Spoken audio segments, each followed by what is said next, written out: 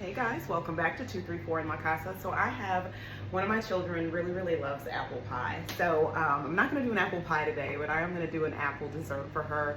It's going to be an apple pastry that's really quick, doesn't take long, and you can make it with ingredients that you already have at home.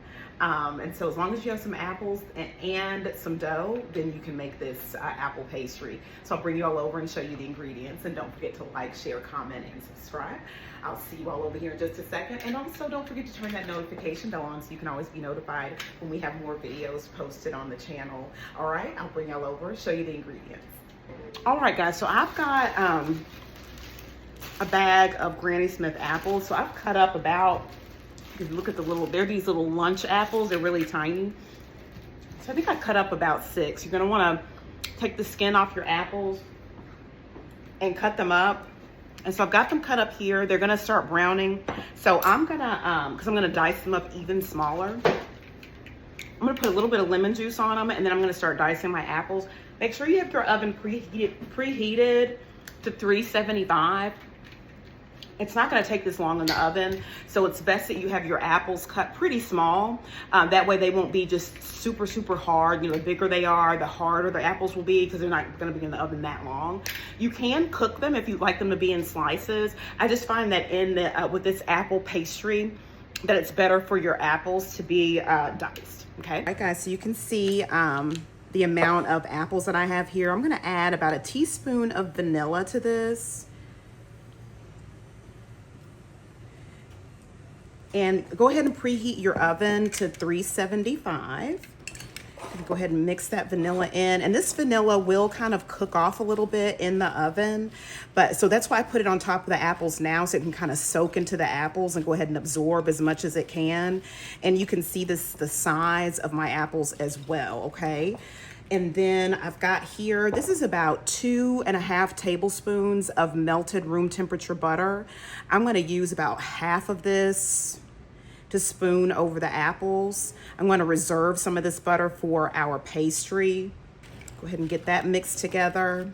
And you can cook your apples if you would like to. I'm gonna leave mine fresh. I'm not gonna cook them. And then to this, I'm gonna be adding, this is a mix of light brown sugar, white granulated sugar, cinnamon, and nutmeg. I have a mix of this that I just keep on hand. So I'll put the measurements for this apple pastry, the amount of nutmeg, cinnamon, and sugar that you're gonna need to add to your pastry. I'll put it in the description box, or I may just write it on top of the video, okay? Okay, I'm gonna go ahead and combine that, and then I'm gonna add just a little bit more. This smells so good. And if you're not a fan of brown sugar, you don't have to add any brown sugar if you don't want to. You can just do white granulated sugar, or you can do all brown sugar and no white granulated sugar, okay? So we have this all mixed together. We're gonna set this aside, and make sure that you have some cream cheese on hand, and you wanna make sure you have that at room temperature. I'm gonna be using this Puff Pastry by Pepperidge Farm. You're gonna wanna make sure you have your pastry at room temperature. Had my dough sitting out on the countertop, so I'm gonna go ahead and in its plastic, or actually I think Pepperidge Farm leaves it like in a parchment paper bag. And so I've got that taken out of the bag, and I've got my countertop floured, and so I'm just gonna lay this here. And theirs actually comes with some flour already on it, but it doesn't hurt to go ahead and add some more flour to your surface. Okay, and so we're just gonna lightly flour both sides. It's a little light flour, not a whole lot of flour. And then we're going to thin this out some with your rolling pin. All right, guys, so the brick cream cheese that we had, I put half of it in a little measuring cup. I mean, I'm stirring it around. And so we're going to, now that we have the pastry all spread out, we're gonna go ahead and place some cream cheese out on the bottom of the pastry. And you're just gonna place a thin layer on here. And you're gonna kind of just paint it on like you would ice, you know, like a sheet cake or something like that. Right, so you want to leave about 1 inch on the sides of no cream cheese and about 2 inches at the top, because we're going to be folding this over, and you want to have an area with your pastry that you can seal along the long end of your pastry and along the sides, okay? So if you notice my cream cheese, I've left some at the top with no cream cheese, and it's just a thin layer of cream cheese on here. And now we're gonna go ahead and add our apples. Okay, so I've got all the apples added, and you don't have to have this many apples if you don't want to. My daughter loves a lot of apples, so you kind of use your own discretion in terms of how many apples you want to use. So now we're gonna bring the pastry and fold it over, and we're just gonna roll this like you would roll some cookie dough, like a sugar cookie dough that you're gonna slice. You wanna have it in a log, so that's what we're gonna do with this. And be careful not to pinch or poke your dough, okay? Because it'll puncture it or anything while you're folding, because you'll leak out, get your apple juices will start leaking out. And then you wanna make sure you've got your log even, you know, all the way down the line so that it bakes up really pretty and nice. I'm gonna tuck. Okay, and then now I'm going to put a little bit of butter right here on the inside of my pastry, because that's gonna be the part that we fold on top. You can use an egg wash if you would like to help to seal your pastry to the top, if that's what you would like to do. I'm just gonna use some butter. And if you notice any areas that maybe have a little hole, you can just push it back together and it'll reattach itself, okay? And so then now we're going to seal the ends. Okay, so hopefully you all can see. Let me see. There we go, sorry y'all. So I've got these ends sealed, okay? And I'm gonna put a little bit of butter here where I'm sealing, right there, just to make sure it adheses and everything. All right, and then all you're gonna need is a baking, like a cookie sheet, and make sure you got your cookie sheet lined with parchment paper. So I have mine lined here, and you can use parchment paper, or you can use a nonstick cooking spray. And so we're just gonna take this log and place it on the baking sheet, and I turned mine so that the seam is on the bottom. And I think I'm gonna turn mine diagonal because mine's kind of long. All right, and at this point you can paint your log with egg wash if you would like to. I normally don't do an egg wash. I'm gonna use some heavy whipping cream to paint mine, and some butter and sugar, but I'll bring y'all back and show you that part of the process, okay? Okay, so I've got some heavy whipping cream, and I'm just gonna put a little bit of cream on here. And like I said, you can do egg wash as well, okay, y'all? And actually, you know what? I'm gonna go ahead and cut my dough. That way I'm gonna put some slits in here so it'll vent. And I'm just gonna put tiny slits, kind of like how French bread looks, you know? So at a diagonal. All right, y'all, so now I've got that not egg wash, the milk wash on there. I'm gonna use a little bit of this cinnamon sugar nutmeg to sprinkle on top of this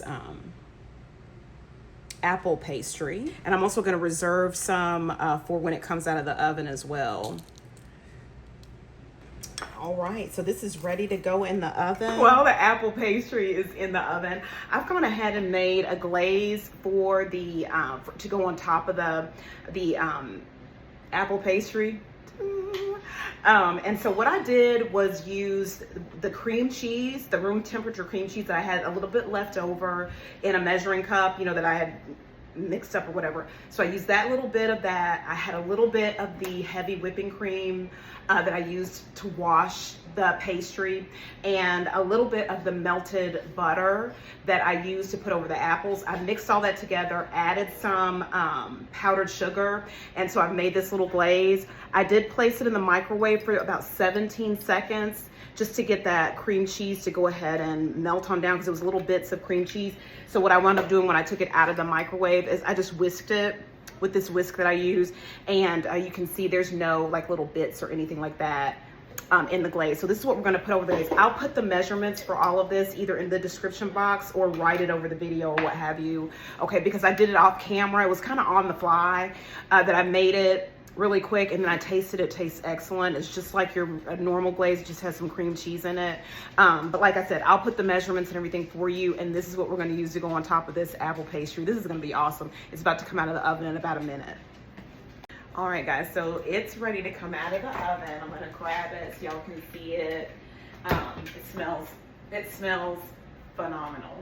Okay, so here it is. You can see that steam coming off there. And it did kind of bubble out. You'll see right there some of the apple filling did kind of bubble out, but that's okay. When you can hear it sizzling. All right, guys, so we're gonna take some of this cream cheese glaze and just drizzle. All right, and that's that. I'm gonna let it sit here and rest for just a second before we cut it.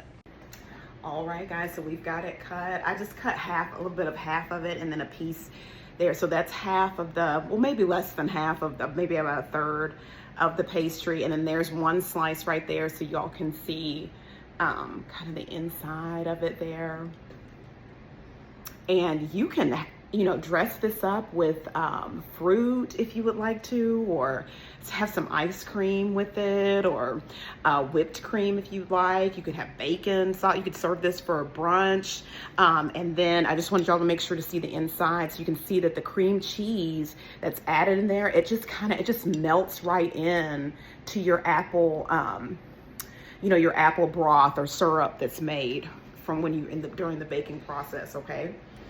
Okay, guys, and I also wanted to show you too, I went ahead and dusted it with some powdered sugar off camera. My daughter came in, she tasted it, and I said, let me dust it with a little bit of powdered sugar and see, you know, what you think about it. Because she tasted it without, and then she's tasted it with. She said with powdered sugar is better, even though there's that cream cheese sugar glaze on there. I'm trying to get a little bit more. Even though there's that cream cheese powder, cream cheese, powdered sugar, butter, glaze that's on there, adding some powdered sugar on top adds another layer of really, really wonderfulness. She prefers it with the powdered sugar. So that's just a note. So if you all want to serve it with powdered sugar, that's what it would look like. And you could also put some black walnuts on there, pecans, California walnuts, almonds, any kind of nuts that you like. That would be good too. All right. Okay. I'll see y'all next time.